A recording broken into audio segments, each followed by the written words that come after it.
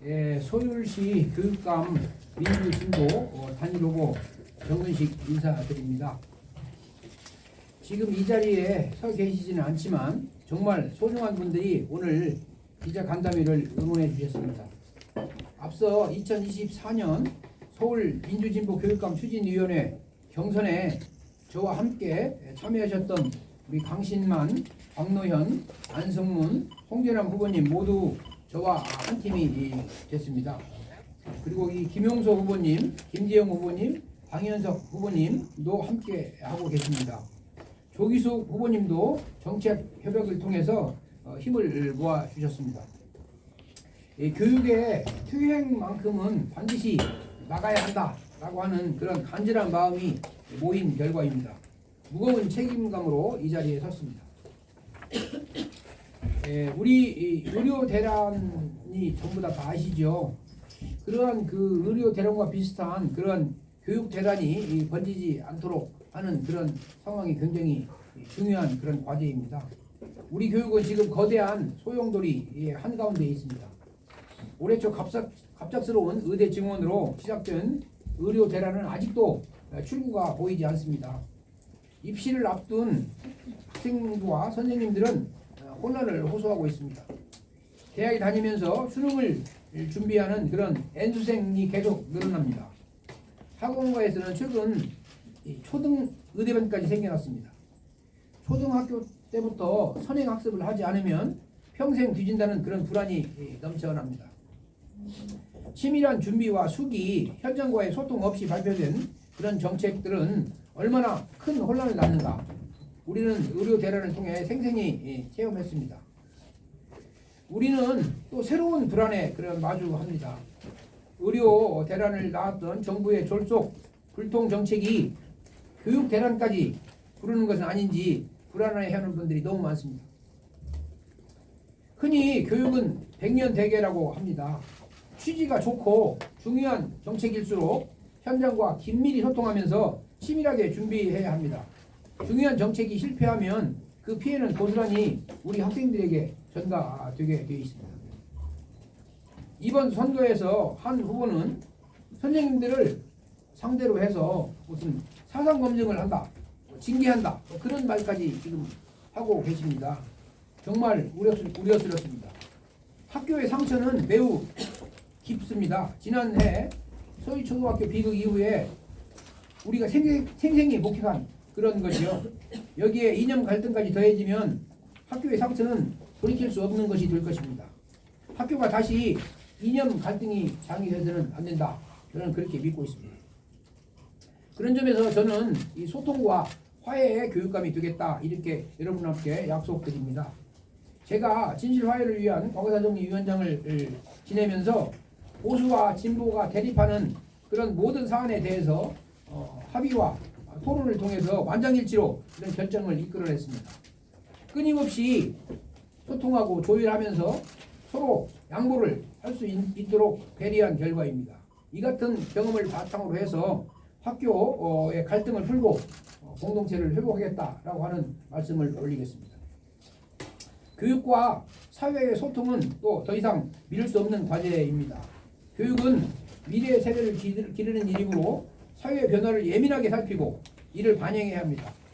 사회 역시 눈앞의 갈등에만 치우치지 않고 긴 시야로 우리 미래 세대들을 어떻게 기를 것인가 여기 우리 신경을 써야 합니다. 교육과 사회를 아우르면서 매개하는 것이 저의 최우선 책무입니다. 요즘 이 교육 격차 문제 그리고 기초학력 보장 문제가 굉장히 중요한 쟁점으로 또 올라 있지요. 실제로 우리의 급격한 사회 변화는 교육의 무거운 도전이 되고 있습니다. 지금도 진행 중인 사회경제적 양극화가 대표적인 것입니다. 저는 서울대학교 교수로 재직하면서 서울대 신입생들의 계층 및 지역 분포가 점점 더 편중되는 현상을 생생하게 지켜봤습니다. 전문가와 리더가 특정 계층에서만 나오는 사회는 미래가 없다 그렇게 생각을 합니다. 부모의 경제력 격차가 자녀의 교육 격차로 이어지고 있는 그런 현상을 이제는 어느 정도 막아야 합니다. 교육이 윗세대의 불평등을 다음 세대로 재생산하는 그런 악순환을 막아야 하는 것이죠. 그래야만 젊은 세대들이 그 자신의 미래가 불안하지 않게 희망으로 가득 찰 수 있게 되는 것입니다. 사교육을 시킬 형편이 안 되는 부모도 아이의 밝은 미래를 꿈꿀 수 있어야 한다 이렇게 생각합니다. 집안이 어렵다고 해서 아이의 학력까지 뒤처지는 일은 있어서는 안 된다. 또 배우는 속도가 느린 아이도 기초적인 문해력과 추리력을 갖출 수 있어야 합니다.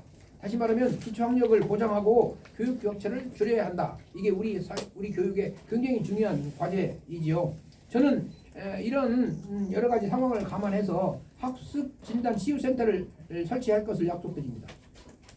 학습 부진의 원인을 정확하게 진단하고 그에 맞춰서 처방을 내리는 그런 센터가 될 것입니다. 우리 공부가 더딘 아이들이 더 이상 주눅들지 않는 그런 학생으로 만들어야 할 필요가 있습니다. 아울러서 이 교육 격차 문제에 대해서 서울교육 양극화 지수를 개발을 해서 지역과 계층에 따른 교육 격차를 정량 지표로 파악을 하고 맞춤형 대책을 마련하겠습니다. 지금 인공시대가 다가오고 있습니다. 우리 학생들은 인공시대를 살아갈 것입니다. 과거에 자동화가 육체 노동을 대체하고 타치했다면 앞으로 인공지능 기술이 인간의 정신활동까지 대체할 가능성이 큽니다. 사무직 일자리, 지식 집약적인 전문직 일자리가 줄어들 가능성도 매우 많습니다. 산업화에 필요한 표준적인 매뉴얼을 해석하고 적용하는 인재를 길렀던 과거의 교육 패러다임은 이제 맞지 않는다 이렇게 생각을 합니다. 인공시대에 걸맞는 그런 교육 패러다임으로 나가야 한다. 이런 길을 제가 앞장서서 열겠습니다. 이 학교는 인공지능이 쉽게 대체할 수 없는 인간다움과 창의성을 길러야 합니다. 과거에 지식 위주 교육에서 치우쳐서 홀대받았던 감수성 교육, 동료와 협력할 수 있는 그런 인성, 무엇을 아는지를 묻는 교육에서 무엇을 할 수 있는지를 확인하는 교육으로 바뀌어야 한다. 이게 저의 생각입니다. 이런 과제는 단지 한국만의 과제가 아닙니다. 여러분 알다시피 OECD 학습 나침반 2030이 각국 정보에 권고한 바이기도 합니다.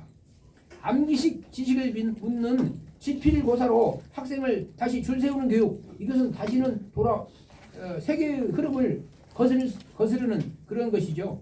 저는 의문 지식으로 정해진 답을 고르는 과거형 학력을 넘어서서 스스로 질문하고 토론하고 비판적으로 해석하고 창의적으로 문제를 풀어갈 수 있는 미래형 학력으로 나아가겠다 이렇게 말씀드리겠습니다.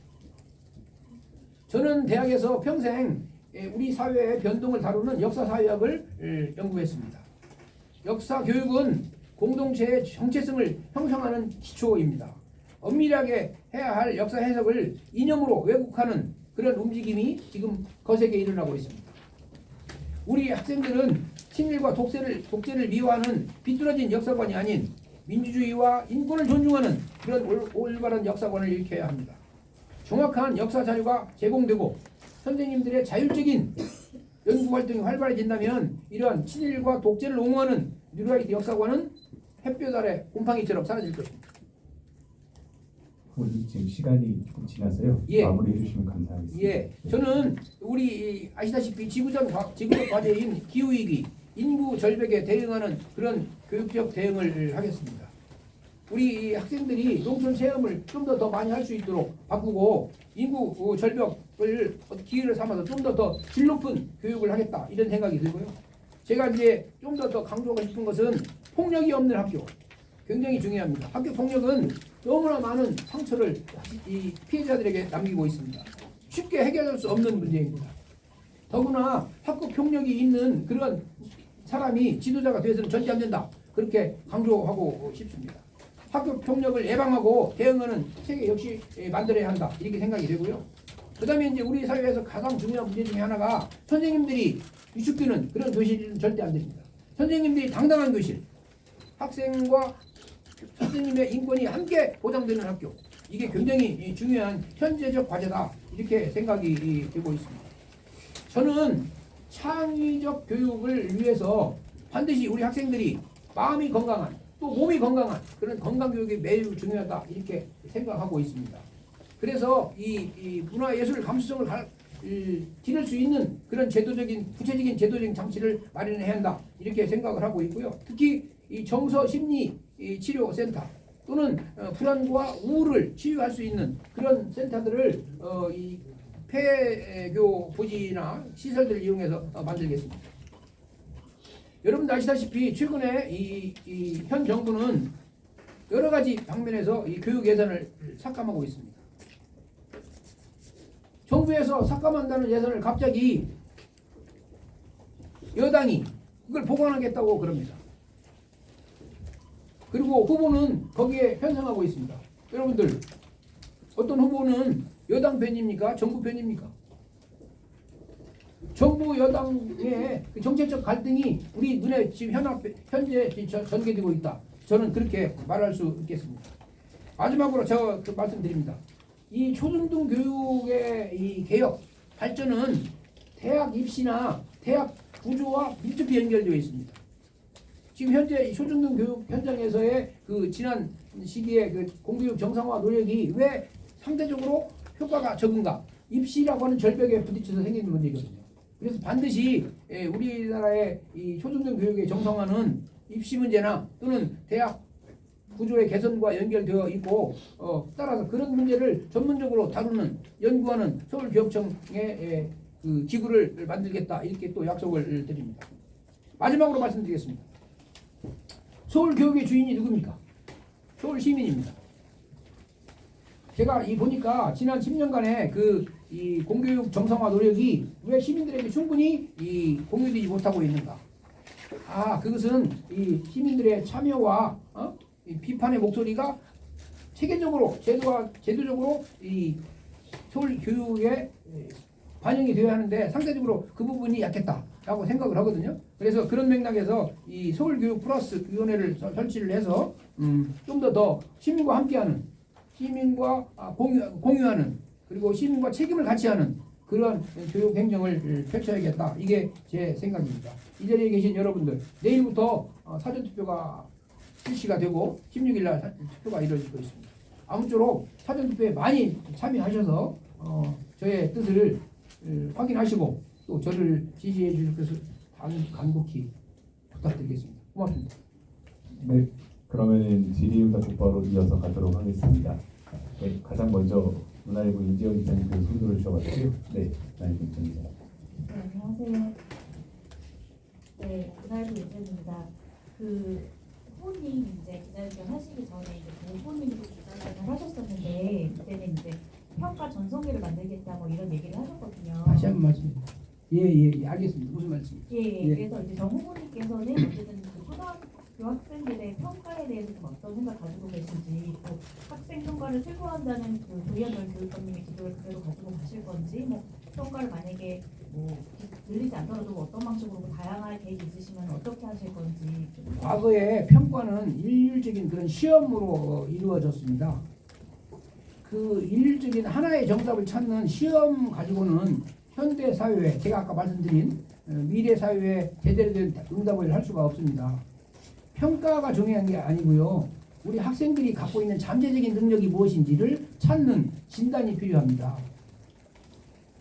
저는 이 과거와 같은 입시 위주의 경쟁 위주의 교육이 아니라 좀 더 학생들 스스로가 자신의 잠재력을 찾고 그 잠재력을 갖다 선생님들이 도와주면서 자기가 하고 싶은 공부, 자기가 하고 싶은 일을 찾도록 하는 그런 것이 앞으로 미래 사회의 가장 중요한 교육의 과제가 아닐까 이렇게 생각하거든요. 그래서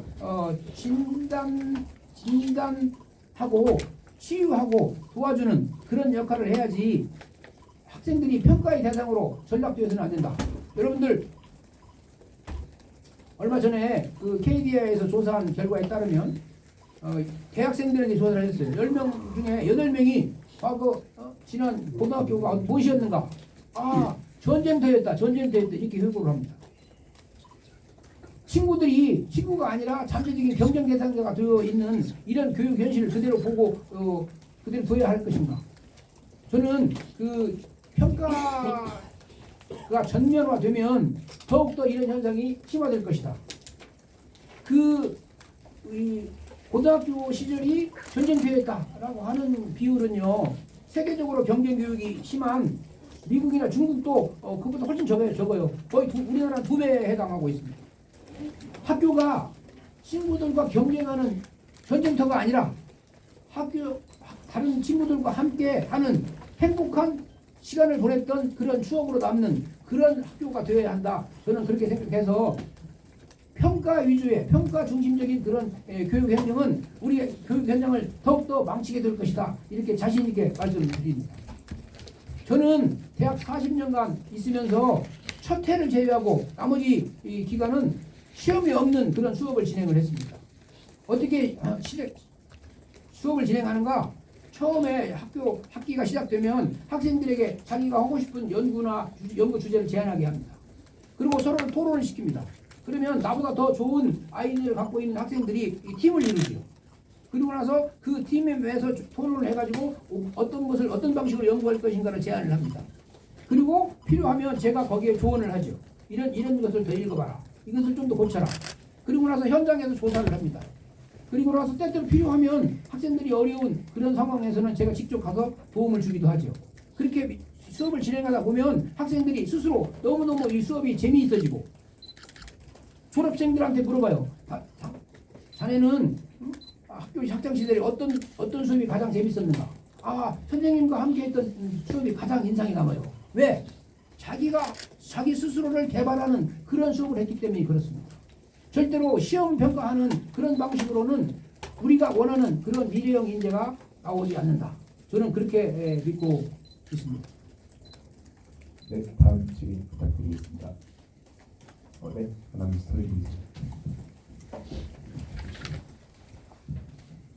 안녕하세요. 연합뉴스 서인 기자입니다. 두 가지 질문 있는데요. 첫 번째는 이제 방금 그 대학교에서 40년 가르쳤다는 경험을 말씀하셨는데 그래도 유초중고에 대한 경험이 좀 부족하다는 점을 인정하셨다고 조정환 후보가 이렇게 말씀하셨는데 그렇지만 가장 중요한 게 유초중고와 그러니까 대학생이 차이가 좀 있을 것 같거든요. 교육 방식이 있잖아요.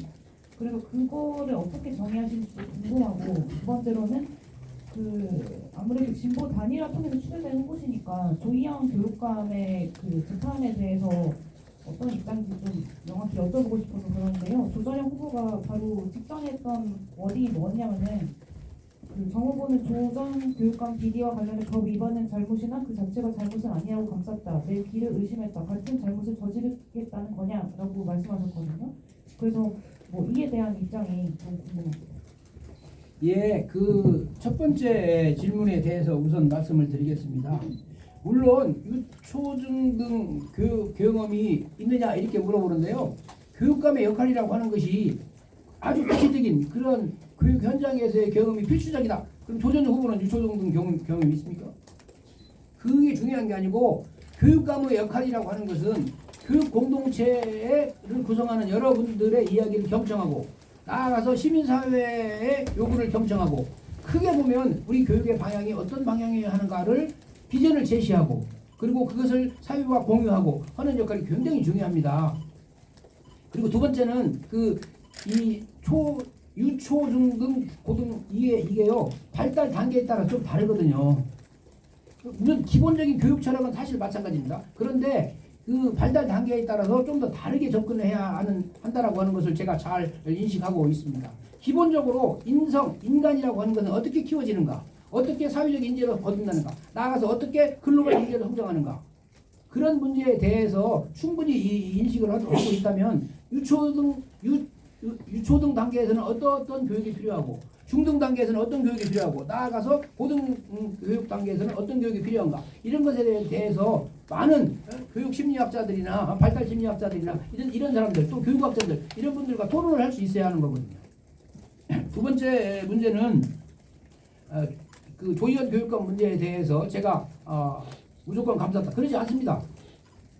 그 법적인 절차를 잘못했다라고 하는 것은 저 충분히 인정해요. 법을 지키지 않아도 된다. 절대 그렇지 않죠. 다만 그 원래의 의지가 시대의 아픔을 같이 하려고 했던 즉 해직 교사들의 복지 문제에 대해서 굉장히 중요한 문제구나라고 하는 것을 그것은 어떻게 보면 시대적 과제이고 사회 정의상 옳은 일이에요. 다만 절차적인 문제가 있었기 때문에 발생한 것이죠. 그래서 제가 기본적으로 이 조희연 교육감 문제에 대해서 요양교육감을 무조건 100% 옹호하거나 그러지는 않습니다. 너무 과도한 해석이다 또는 노전혁 후보께서 그런 말씀을 하셨다면 저의 진위를 전혀 잘못 알고 왜곡한 것이다. 저는 그렇게 얘기를 합니다. 저는 원래 이 과거의 해직교사 문제에 관해서 아시다시피 진위화해위원회에서 충분히 조사를 했고 검토를 했고 그래서 그분들의 상처를 치유하는 방향으로 어떻게 하면 우리 사회가 받아들이도록 할 것인가에 대해서 많은 생각을 했고 그런 점에서 보면 조지현 교육감과 저의 문제의식은 같지요. 그렇지만 다만 법적인 절차를 갖다 지켜야 한다라고 하는 것에서는 추호도 제가 의심한 바가 없습니다. 그러니까 너무 일방적인 그런 해석이 있지 않았는가 그렇게 생각을 합니다. 네, 지금 두 분 손을 들어주셨는데요. 서지석 기자님 해주시고 이준혁 기자님 해주시겠습니다. EBS의 서진성입니다. 말씀 잘 들었고요. 약간 비슷하지만 좀 정책적으로 여쭤보면 이렇게 조희연 교육감 수호 교육이라고 부를 수 있는 농촌 유학이라든가 아니면 혁신학교 같은 경우에 상대 후보 쪽에서는 폐지, 예산이 낭비된다 이런 취지의 말씀을 하셨는데 조희연 표 교육을 계승하겠다는 내용들은 설명을 많이 해주셨는데 기존의 조희연 표 교육 중에서 어떤 건 좀 수정을 하겠다 혹은 빼겠다 이런 부분을 염두해 주실 게 있으신지 보십니다. 이 혁신학교 문제에 대해서도 제가 보기에는 다른 후보는 좀 오해가 있는 것 같아요. 원래 혁신학교를 지정을 할 때는 그 학교 구성원들의 과반수의 찬성으로 이루어지는 것입니다. 선생님들과 학부모들이 과반수 찬성을 해야 교육청에 신청을 하고 혁신학교에 신청을 하고 일정한 요건이 충족돼야만이 혁신학교가 되는 것이거든요. 그냥 막 강제로 어떤 학교를 혁신학교 만드는 게 아니고 학교 구성원들이 논의를 해서 과반수 이상의 찬성을 얻어야 혁신학교 신청을 하는 거예요. 그리고 신청을 한다고 해서 무조건 되는 게 아니고 일정한 이 절차를 거쳐 기준을 합당해야만이 혁신학교가 지정이 되는 것입니다. 지금 현재 혁신학교가 한 246개인가요? 249개인가 있는데 그 학교들을 보면 실제로 가보지도 않고 일방적으로 이건 잘못됐다 이렇게 말을 하는데요. 혁신학교가 이루어지면 일반 학교와는 달리 교육과정에서 조금 더 자유롭고 선생님들이 좀 더 자유로운 그 교육과정을 편성할 수 있어요. 지금 학교 현장은 너무나 많은 교육과정에 대한 심각한 규제 때문에 선생님들이 창의적인 그런 수업을 할 수가 없게 돼 있어요. 그래서 우리 교육이 좀 더 창의적인 인재를 길러야 한다라고 하는 그런 기본적인 목표에 찬성을 한다면 교육과정이 좀 더 지역 사정에 맞게 또는 현지 사정에 맞게 약간 유연하게 돼야 하는 거거든요. 근데 지금은 규제 일변도로 되어 있기 때문에 선생님들이 숨을 쉴 수가 없어요. 자기가 수업을 어떻게 잘할 것인가 아무리 연구를 한다 하더라도 수많은 규제 때문에 그런 것들을 이 학교 현장에서 교실 현장에서 실천을 못 하거든요. 그래서 그걸 좀 더 자유롭게 좀 선생님들의 주도적인 그런 권한 그리고 학생들이 요구하는 것들을 받아들여서 할 수 있는 그러한 교육을 하자라고 하는 게 혁신학교의 기본 취지인데 사실은 많은 분들이 그것의 기본 취지에 대해서 잘 모르거든요. 혁신학교를 하면 대학 입시 성적이 떨어진다. 그렇지 않아요. 혁신학교 때문에 학력이 떨어졌다라고 하는 증거는 어디에도 없습니다.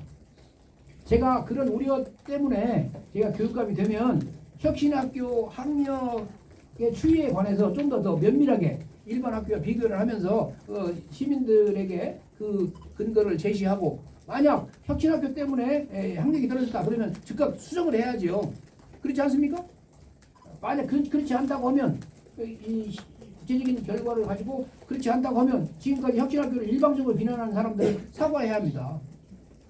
근거가 없이 그냥 정치적으로 선전하거나 비방하거나 교육 현장 그렇게 그런 대상이 아니에요. 기본적으로 선생님들이 학생들을 믿고 선생님들을 믿고 신뢰를 하면서 교육을 개선해야 하는 방향으로 해야지 기본적으로 선생님들을 불신하고 학생들을 불신하면서 교육을 어떻게 이루어갈 수가 있겠습니까? 기본적으로 우리 사회는 교육 현장에 대한 신뢰가 절대로 필요해요. 선생님들 고생하신다라고 하는 인정이 절대로 필요합니다. 그분들의 사기를 꺾어서는 안 되는 거예요. 학생들을 격려하고 선생님들을 격려하고 그럴 때만이 비로소 교육 공동체가 바로 선다 하는 저는 철학을 그렇게 가지고 있습니다.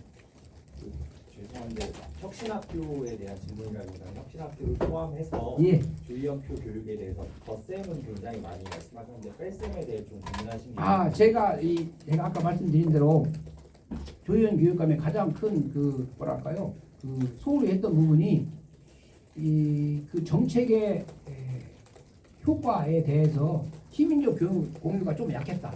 저는 그렇게 판단하고 있어요. 또는 때때로 그 비판하는 목소리를 좀 더 경청을 하고 그것을 토론을 통해서 설득을 통해서 기본적으로 사회가 발전하려면 성취는 공유해야 합니다. 그리고 소홀한 부분에 대해서는 경청을 해야 하지요.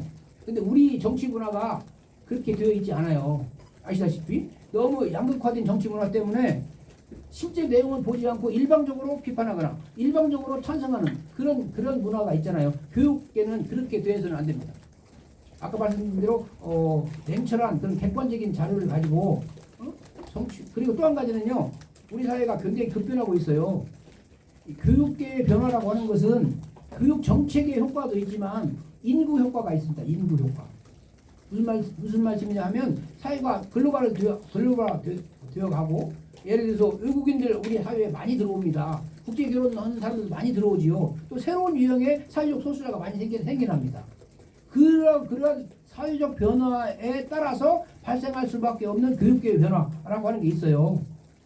교육계의 변화는 한편으로는 교육 정책의 효과이기도 하지만 다른 한편으로 보면 인구 효과의 결과이기도 합니다. 그래서 인구 효과에 의해서 발생하는 문제와 교육 정책에 의해서 발생하는 문제를 어떻게 균형 있게 객관적으로 파악할 것인가. 이게 굉장히 중요한 문제거든요. 그렇지 않습니까? 다문화 학생들이 굉장히 많은 경우에 어떻게 보면 기초적인 그 문해력은 아무래도 떨어질 수밖에 없죠. 그런 현상을 정확히 직시하고 이 사람들에게 이분들에게 어떻게 하면 기초적인 학력을 갖다가 만들어 줄 것인가 이걸 고민해야 합니다. 겉으로 드러난 그리고 또 한 가지는 이번에 그 모 후보의 그 선거 공보에 전적으로 통계를 잘못 인용하고 있어요. 전국적인 평균치를 서울인 것처럼 기본적으로 이 통계 자체를 갖다 오독하고 있다. 이런 것들이 나타나고 있습니다. 심각해요. 정보를 왜곡하는 것. 교육 현실을 정확하게 바라볼 수 있는 그런 자료를 갖다가 잘못 해석하는 것. 이것은 국민들을 오도하는 잘못된 행위입니다. 여러분들 보셨어요? 전국적인 평균치를 서울 평균치로 바꿔가지고 서울 교육이 형편없게 되었다. 물론 전체적으로 보면 기초학력이 부족한 일순 학생들이 전체적으로 약간씩 증가하고 있어요. 그게 혁신학교라고 하는 정책 때문에 발생한 것이냐 아니면 우리 사회가 다양화되고 복잡해지고 다른 많은 그런 외국인들이나 그런 분들이 들어와서 생기는 그런 문제이냐라고 하는 것을 제가 다시 한번 말씀드리면 면밀히 분석을 해서 인구 효과와 교육 정책 효과를 구별하고 거기에 맞게 교육 정책을 세워야 한다. 저는 그렇게 생각하고 있습니다. 부모님 계속 질문 죄송합니다. 그러면 이거 하나만 짚고 가죠. 그 약간 맥락상 외국인 다문화 학생, 중도입국 학생이 많아서 그 통계가 기초학력 미달률이 높아졌다 이런 말씀이신지만 아니 그것은요 이 가설적인 얘기고요. 구체적으로 기초학력은요 1순위, 2순위, 3순위, 4순위로 측정이 되는 거거든요. 그리고 전체적으로 보면 약간의 양극화 현상이 발생하는 것이 사실입니다. 전국적으로 보면. 그리고 이 기초학력 그 평가는 어떻게 하냐면 중학교 3학년과 고등학교 2학년들을 갖다가 해요. 2016년까지는 전수조사를 했는데 그 전수조사 자체가 굉장히 큰 학생들에게 부담이 된다. 그래서 2017년도부터는 샘플링으로 몇 개의 학교를 샘플해가지고 이렇게 조사를 하는 거거든요. 그래서 중학교 2학년의 경향과 중학교 3학년의 이 결과와 고등학교 2학년 결과가 좀 달라요. 그리고 뭘 측정을 하냐면 국어, 영어, 수학을 측정하거든요. 과목마다 약간씩 달라요. 예를 들어서 서울 학생들의 영어 실력은 좀 더 향상되고 있어요. 그런데 국어 실력은 약간 떨어지고 있죠. 그리고 수리력도 약간 떨어지고 있어요. 그래서 제가 문해력과 수리력에 초점을 둔 학습 진단 치유센터가 필요하다. 그렇게 말씀드리는 겁니다. 다시 말하면 다양화된 사회에서 다양한 그런 학생들에 따라서 서로 다른 맞춤형 처방이 필요한 게 아닌가. 그것을 위해서는 일제고사가 필요한 게 아니라 학생들 각 범주별로 정확하게 진단하고 그런 문제들을 개선하고 치유할 수 있는 그런 센터가 필요한 거 아닌가. 그래서 제가 이제 학습 진단 치유센터를 만들겠다. 굉장히 시급한 문제인 것 같아요. 그리고 아시다시피 이 서울 내에서도 강남 지역과 강북 지역이 좀 다르고요. 또 강서 지역과 강동 지역이 좀 다르고요. 그래서 지역에 좀 더 지역의 특성에 맞는 그런 진단이 필요한 거 아닌가. 저는 그렇게 생각하고 있습니다. 네, 이준혁 기자님 질문 드리는데요. 그 질문 내용에 맞는 답변을 조금 해서 답해 주시면 감사하겠습니다. 질문. 네네 질문 내용에 컴팩트하게 해서 알겠습니다. 해주시면 감사하겠습니다. 네. 네네. 네, 후보님 반갑습니다. 딜라이브 이주혁 기자입니다. 예. 방금 또 말씀하시는 내용 중에서 조금 제가 원하던 답변이 조금 있어가지고 뭐 좀 고민을 했었는데 그래도 한번 여쭤보겠습니다. 아까 진단평가 관련해서 여쭤본 기자님과 이어지는 질문인데요. 사실상 저는 제 짧은 생각만으로는 평가가 사실 없어지면 어떻게 그러면 이 사람들을 진단을 하고 이런 어떤 대처 처방을 방금 말씀하신 것처럼 맞춤형 지원을 한다고 하셨는데 그럼 맞춤형을 지원하기 위해서는 이 사람들의 구분을 해야 되는데 그런 구분 방법이나 이런 것들에 대해서는 좀 어떻게 생각하고 계신지. 그 모든 평가가 필요 없다 그런 뜻은 아니에요. 저는 학생들을 일률적으로 평가하는 방식은 결코 바람직스럽지 않다. 여러분들 우리 기자 여러분들 학교 다닐 때 생각해 보세요. 시험이 즐거웠습니까? 아니면 고통이었습니까? 일제고사가 즐거움이었습니까? 고통이었습니까? 아니면 나의 능력 개발에 도움이 됐습니까? 아니면 나를 갖다가 괴롭히는 하나의 일종의 형벌이었습니까? 저도 그렇고 여러분들도 그렇고 생각 한번 해보세요. 또는 가장 중요한 문제는 내가 하고 싶은 공부, 나에게 꼭 필요한 공부 이것과 학교가 일률적으로 제시하는 그런 입학시험이 때때로 어긋나는 경우가 상당히 많아요. 그래서 저는 평가가 필요 없다라고 하는 뜻이 아니고 하나의 방식으로 일률적으로 학생들을 평가를 해서 줄 세우는 그런 것은 바람직스럽지 않다. 그렇게 얘기를 한 겁니다. 물론 평가와 진단이 어떻게 다른가? 이런 질문도 할 수가 있겠죠. 그렇죠? 진단은 기본적으로 잠재적인 능력을 개발하고 그것을 발전시키는 데 도움이 되는 그런 방향의 제시가 핵심이고요. 평가는 그게 아니고 지금 너는 어디에 있어 라고 하는 것을 지금 전체적인 그 학력 체계 속에서 너의 위치는 어디야 라고 하는 것을 지적함으로써 때때로 학생들의 사기를 꺾고 학생들의 의욕을 꺾는 그래서 공부를 포기하는 학생을 늘어나게 만드는 그런 장치로 작용할 가능성이 높다. 물론 때때로 평가가 필요할 때도 있어요. 완전히 평가를 부정하는 건 아닙니다. 네, 질문 부탁드리겠습니다. 네, 안녕하세요. 저 JTBC 성화선 기자입니다. 두 가지 질문인데요. 아까 처음에 나왔듯이 상대 후보는 평가 전성기라는 말을 통해서 사실 좀 어떤 공약인지가 좀 분명하게 드러났는데 사실 15개 공약이 매우 다 좋은 공약이긴 한데 후보님이 생각하시는 가장 우선 공약, 그러니까 한마디로 어떻게 정의할 수 있는지 그게 좀 궁금하고요.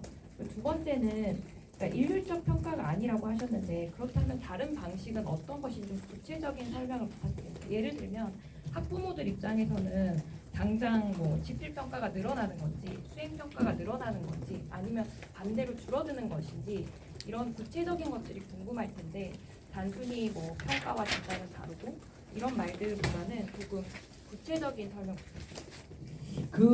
지난 10년간 그 학생들을 평가하고 진단할 때 그 지필고사에 의한 평가보다는 이 수행 평가 방식이 더 중요하다.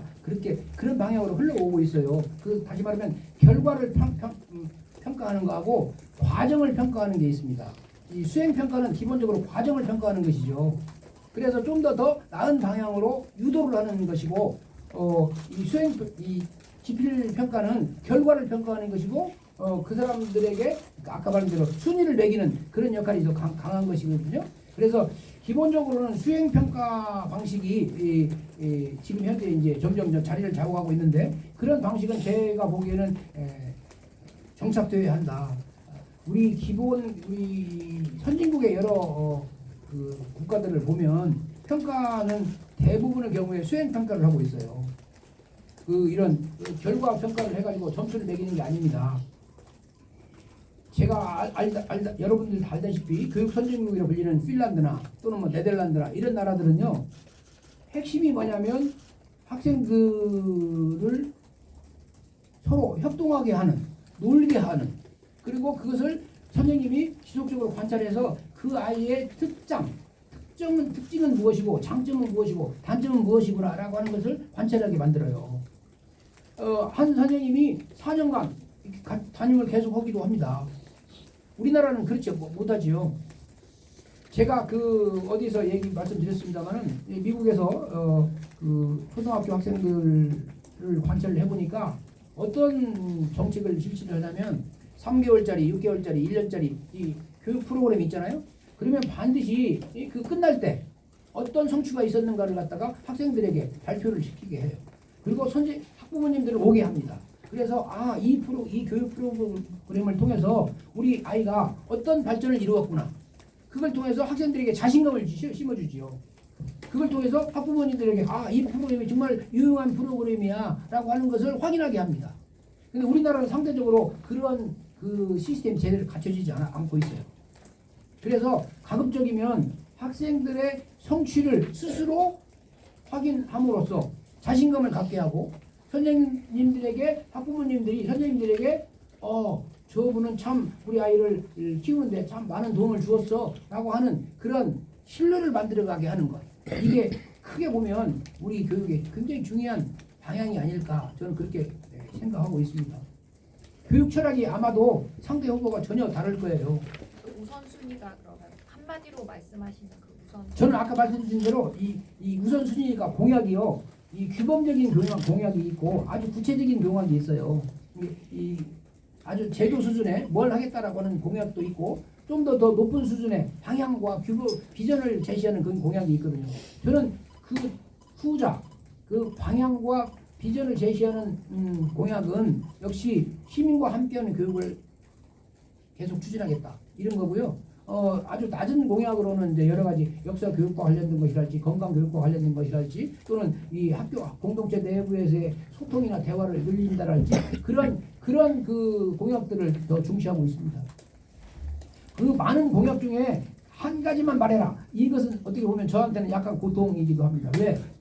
해야 할 일이 너무 많잖아요. 다만 임기가 1년 8개월밖에 남지 않았기 때문에 모든 것을 다 할 수 없어요. 가장 선생님들이 두려워하는 것은 새로운 교육감이 와서 교육 현장을 뒤집어 엎는 것. 그래가지고 다시, 이런 말을 쓰면 될지 모르겠는데, 학교가 난장판이 되는 것. 아주 선생님 지금 두려워하고 있어요. 여러분 그렇게 하면 되겠습니까? 안정적인 그런 그 리더십에 바탕을 해서 문제를 하나씩 개선해 나가야 하는 것이 우리 학생들에게, 우리 선생님들에게 필요한 것이 아닐까, 저는 그렇게 생각하고 있습니다. 네. 예. 강혜진 기자님 다음에 서혜진 기자님에서 순서하겠습니다. TV뉴스의 강혜진 기자인데요.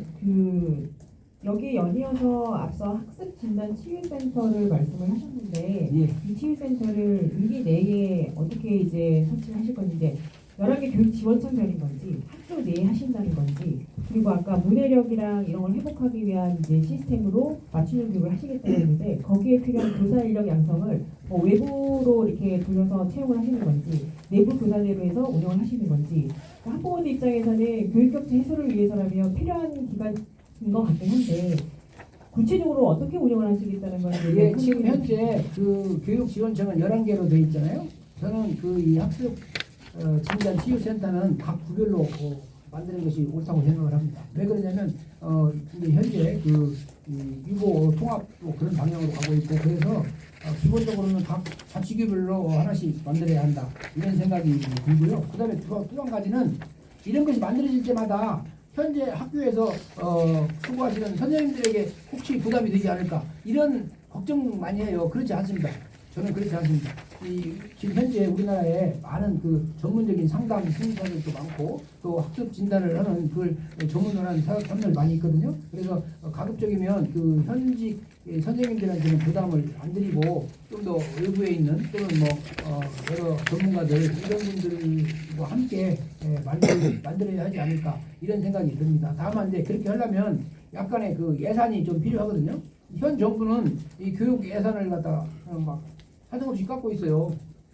그런데 제가 생각하기에는 이제 그런 그 시대에 역행하는 그런 그 조치들은 결국은 시민들의 힘으로, 시민들의 여론으로, 학부모님들의 요청으로 가야 하는 거 아니겠습니까? 그래서 제가 가장 중요한 것은 한편으로는 조희연 교육감의 그 혁신 교육 정책이 부족한 부분이 그 부분이구나라고 지적을 했지만 그거 말고도 이런 어려움을 돌파하려면 결국은 시민적 에너지, 학부모님들의 에너지가 절대로 필요하다.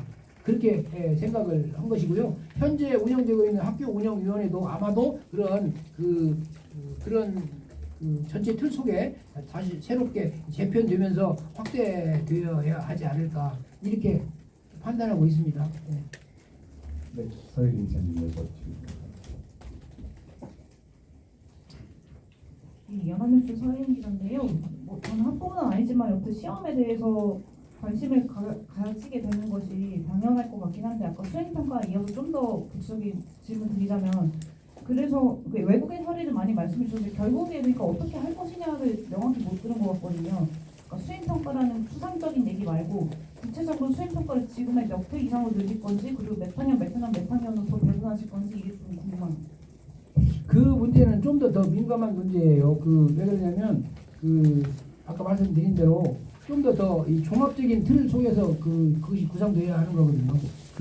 교육감이 즉흥적으로 그것을 갖다가 대답할 수 있는 그런 사안은 아닙니다. 저는 우리나라의 교육 정책이 너무 리더들의 즉흥적인 그런 정책으로 많이 나타나서 그래서 제가 현 정부의 교육 정책이 졸속 정책이다 이렇게 얘기를 하는데 AI 교과서 문제랄지 이런 거 보면 너무 즉흥적으로 막 밀어붙이다 보면 혼란이 더 커지는 그런 역효과를 발생하거든요. 그래서 지금 방금 말씀하신 그런 내용들은 좀 더 면밀하게 검토를 해야 하는 그런 사항이라고 저는 판단하고 있어요. 저는 졸속 정책을 추진하는 교육감은 되고 싶지 않습니다. 핵심적으로 우리 조현혁 후보께서 객관식 일제고사가 아니고 다른 말이 탁 바뀌고 있어요.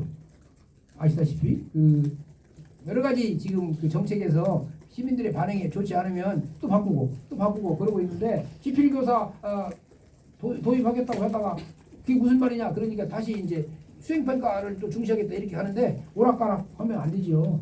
그래서 민감한 문제들은 좀 더 신중하게 답하는 것이 교육감의 책무다. 저는 그렇게 생각하고 있습니다. 네, 동아일보 여근호 기자.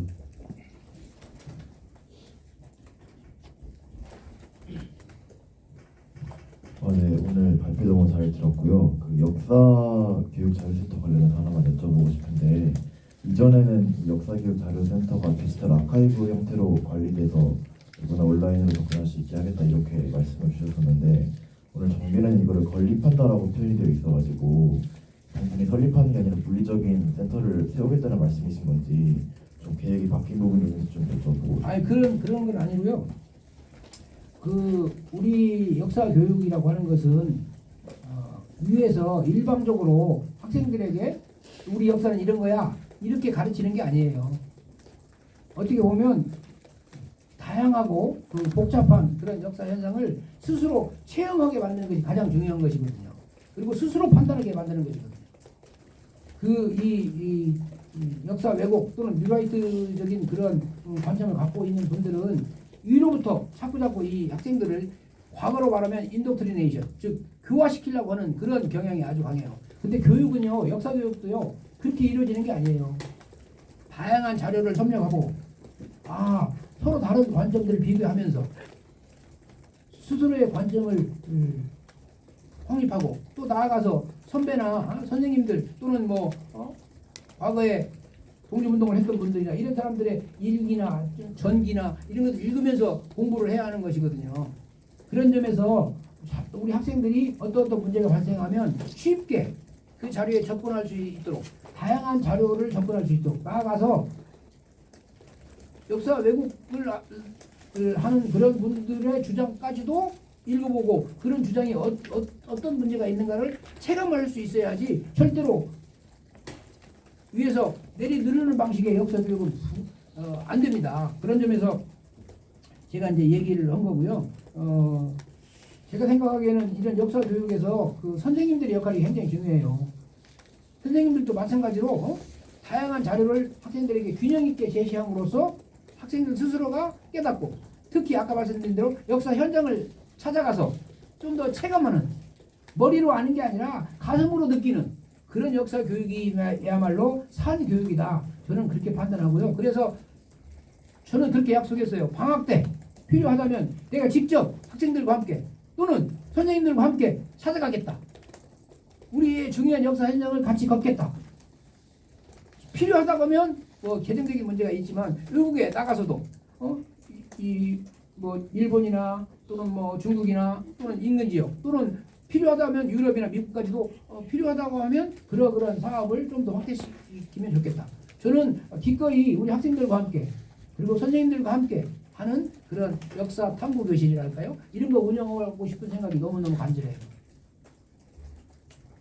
거기에서는 역사만 아는 게 아니라 생태도 경험하고 또 필요하면 평화적 감수성도 기르고 그럼으로써 건강한 민주심 나아가서 건강한 세계 시민이 될 수 있는 그런 방향으로 이루어져야 한다. 역사는 역사만의 문제가 아니고 생태적인 문제와 연결되어 있고 또는 그 전체 세계사적인 맥락에서 한국이 어떤 위치에 있었는가에 대해서도 느끼게 하고 한마디로 말하면 평화적인 감수성도 기르고 이런 것이 굉장히 필요한 종합적으로 접근해야 하는 거 아닌가. 저는 그렇게 생각했고 지금까지 그렇게 실천해왔고 그러한 저의 꿈을 우리 초등등 교육 현장에서 실현하고 싶다. 그렇게 말씀드릴 수 있겠습니다. 네, 저희 시각공예상 두세 분 정도 더 받고 끝날 것 같은데 지금 이렇게 세 분 진행하더라고요. 저기 여근호 기자님 하셨어가지고 한국일보 신현상 기자님 먼저 하시고 이렇게 순서대로 가겠습니다. 반갑습니다. 고생 많습니다. 1년 8개월 자녀 임기를 고려했을 때 이제 가장 하시고 싶은 거 이게 공약집을 보니까 우선 순위도 표시해 둔 것 같은데 최우선 순위라고 표기된 거에 한해서만 두 가지 여쭤보고 싶은데요. 가장 궁금한 게 학교 폭력도 이제 최우선 순위로 이제 정책 공약을 하겠다고 이렇게 해놓으셨는데 굉장히 좀 궁금한 게 이제 실시간으로 심의를 하겠다. 이게 있는데요. 소프트웨어 장비에서 모르겠는데 학교 폭력이 있는 쪽 페이지거든요. 폭력 없는 학교 소재 달라 있는데 이게 구체적으로 어떤 의미인지 좀 설명 부탁드리고요. 현실성이 있는 건지 좀 여쭤보고 싶고. 예, 이 학교 폭력의 문제는 굉장히 심각한 지금 학교 현장에 교육 현장에 문제로 대두되어 있고, 우리 사회가 전반적으로 인권 의식이 성장하면서 그 학폭이나 학폭 은폐 사건들이 굉장히 중요한 민감한 그런 사안입니다. 그런 점에서 아주 학교 폭력에 대해서 단호한 대처가 필요하죠. 그런데 다른 한편으로 보면 이 어린 학생들의 경우에 제대로 된 어떤 윤리 교육이나 이 사회관계 교육이나 이것이 부족해서 발생하는 경우도 있어요. 모든 것을 엄벌주의로만 갈 수는 없는 형편인 것이 현실입니다. 그래서 좀 더 특히 저학년 학생들 경우에는 이 교육적인 그런 안이 학교 폭력을 다룰 때 굉장히 중요한 문제인 것 같고요. 기본적으로는 처벌 위주보다는 그런 점에서 관계 회복을 중심으로 학교 폭력 문제가 다뤄져야 한다. 예. 저는 그렇게 생각합니다. 죄송합니다. 제가 궁금한 건 이게 학교 폭력이 심의가 실시간으로 이루어지게 하겠다. 요 대목에 대해서. 그것은 왜 그러냐면요. 그 교권 보호와 학교 이 폭력 문제에서 학교의 어떤 그 중재 능력, 자치 능력 이런 것들이 실질적으로 규정이 되어 있지만 실질적으로 효과가 별로 없어요. 그래서 바로 그 문제를 개입을 해야만이 그 학교 폭력 문제가 민감하게 번지지 않거든요. 그래서 어떻게 보면 학교 폭력 문제는 바로바로 대처를 할 수 있는 그런 장치가 절대로 필요합니다. 현장에 이제 지역청이나 이런 데서는 그런 여건이 지금 현실적으로 갖춰져 있지 않고 지금 심의가 지금 밀리고 힘든 여건이 있잖아요. 그렇죠. 그런 현실적인 문제에 기반해서 이런 실시간이라는 표현을 쓰시는 줄 알았는데 뭐 그런 차원은 아닌가요? 그러면? 기본적으로 이 학교 폭력의 문제라고 하는 것은 교육감이 바뀐다고 해서 바로 바뀌어질 수 있는 건 아니지 않습니까? 기본적으로 그런 방향으로 지금 1년 8개월간 노력을 해야 한다. 그런 방향을 제시하고 있는 그런 측면도 있습니다. 알겠습니다. 그리고 서울교육 양극화 지수 개발 이것도 이제 우선순위의 최우선으로 꼽으셨는데요.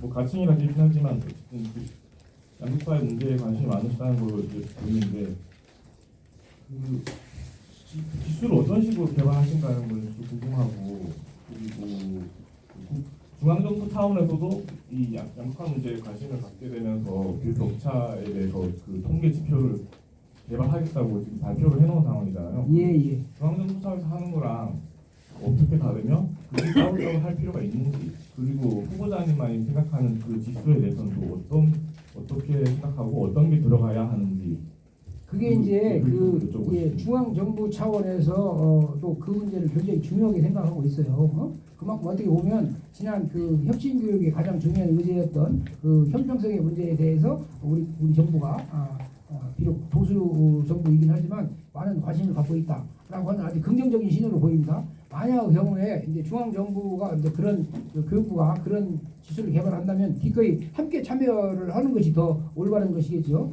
저는 이제 서울교육청 수준에서 또 중앙 정부 수준에서의 문제는 상대적으로 이 도농 간 격차랄지 계층 간 격차는 비슷할 거예요. 그렇지만 서울에서도 이제 그 지역 간 격차가 있잖아요.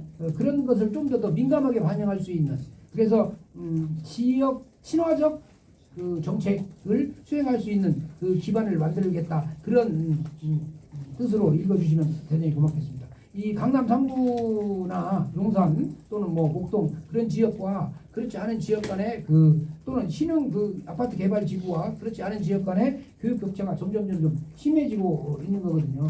저는 이제 그런 것을 좀 더 주목하면서 양극화 지수의 계층 간의 문제뿐만 아니라 그 지역적 차이를 드러내는 그런 문제에 대해서도 좀 더 민감하게 생각하면서 지수를 개발하겠다 그런 뜻으로 읽어주시면 대단히 고맙겠습니다. 다음 첫째 줄에 계신 분.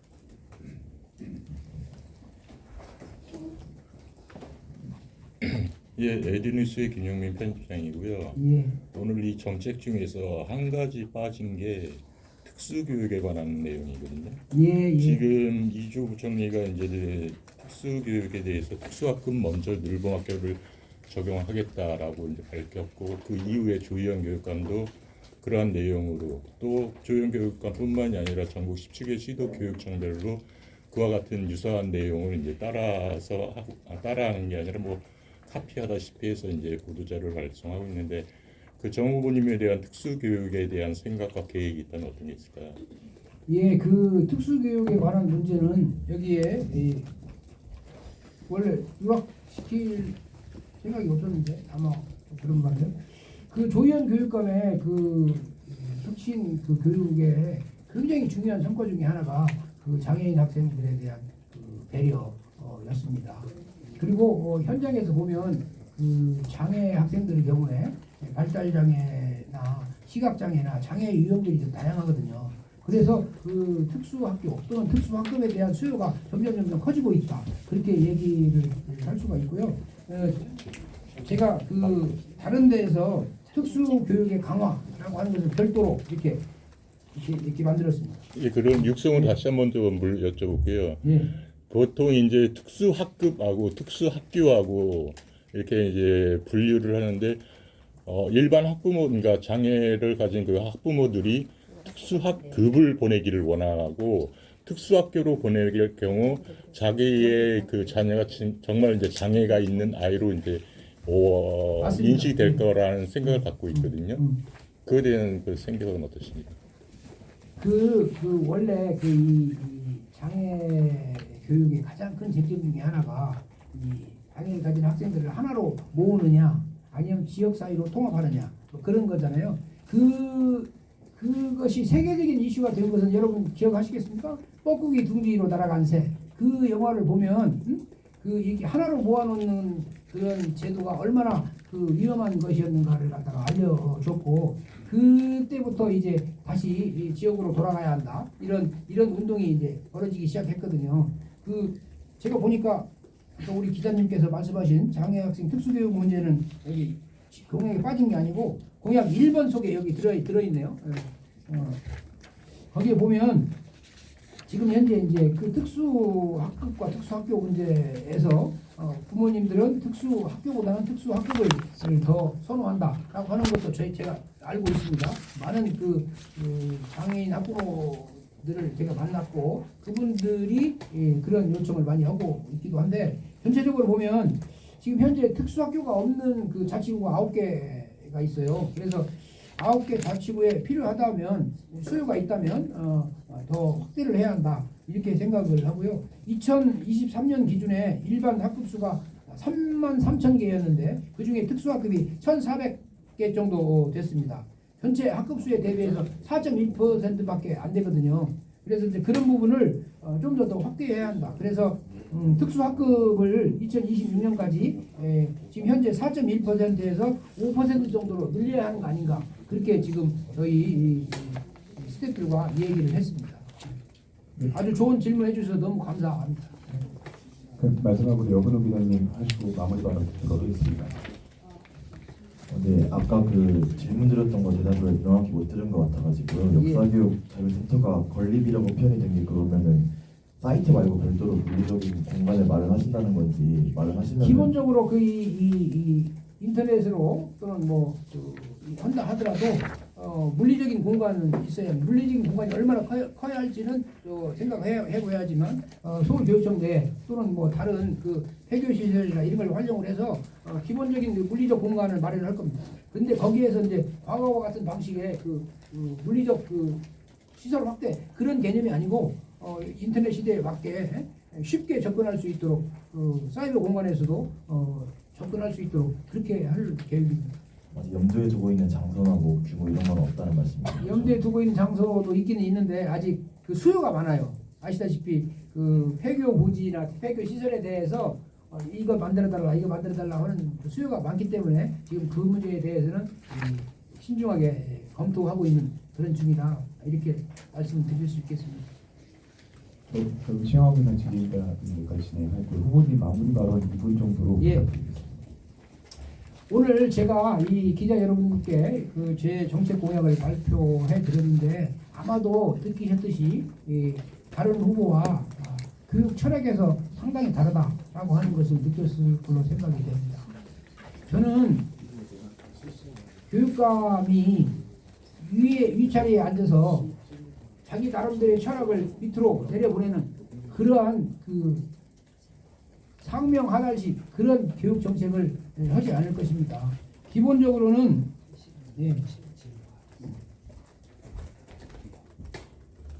마무리하시고 최종적으로 수정해 주세요. 아니 그건 이제 하고요. 하여튼 기본적으로는 이 아래로부터 오는 그 학생들의 요구, 선생님들의 요구에 충실하게 교육 행정을 이끌어 갈 것이고 저는 최종적으로 그렇고 싶습니다. 우리 학생들에게는 꿈을 심어주고 싶어요.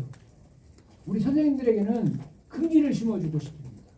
그리고 우리 학부모님들께는 학교에 대한 신뢰를 심어주고 싶습니다. 그리고 우리 시민들께는 저 사람이 하니까 안심이 되네라고 하는 안심을 드리고 싶다. 이렇게 말씀드리고요. 제 철학이 조금이라도 시민 여러분들에게 다가왔다면 과감하게 내일 사전 투표를 통해서 현재 잘못되어 가고 있는 교육 정책을 심판해 주시라 이렇게 말씀드리겠습니다. 저는 다시 역사의 시계를 되돌리는 그럼으로써 교육 현장을 혼란에 빠뜨리고 싶지 않습니다. 현명한 판단을 부탁드리겠습니다. 고맙습니다. 네, 그럼 대단 기자회견 이것으로 마치도록 하겠습니다. 그 수정해야 될